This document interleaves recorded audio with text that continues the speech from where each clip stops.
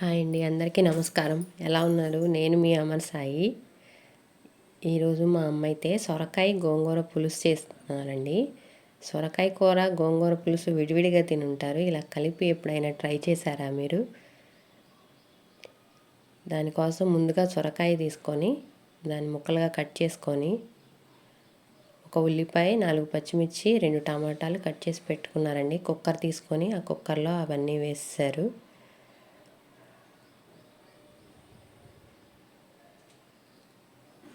గోంగూర 4 కట్టలు తీసుకున్నారండి. అవి గోంగూర ఆకులు తీసుకొని నీట్గా కడిగేసి ఇసుక మట్టి లేకుండా నీట్గా కడిగేసి పెట్టాను.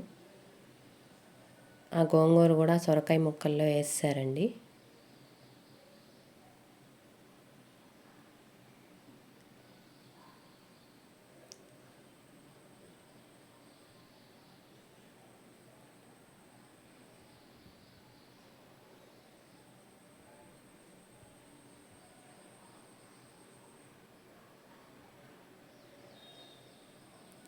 ఒక 3 స్పూన్లు వేసి ఉంటారండి కల్లుప్పు. ఒక హాఫ్ స్పూను పసుపు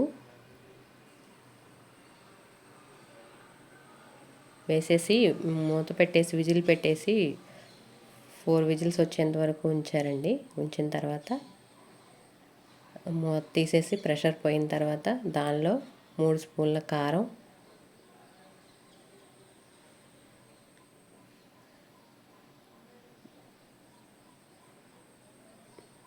వేసేసి మెదిపేశారండి.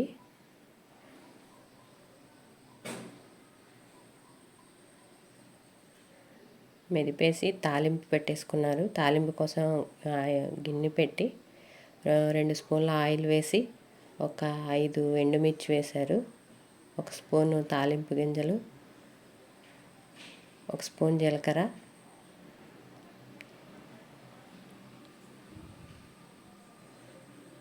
ఒక 5-6 వెల్లుల్లి రెబ్బలు వేశారండి.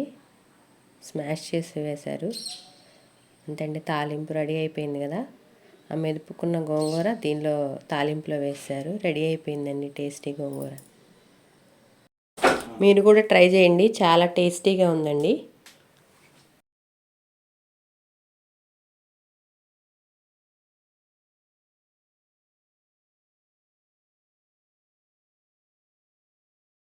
Thank you for watching.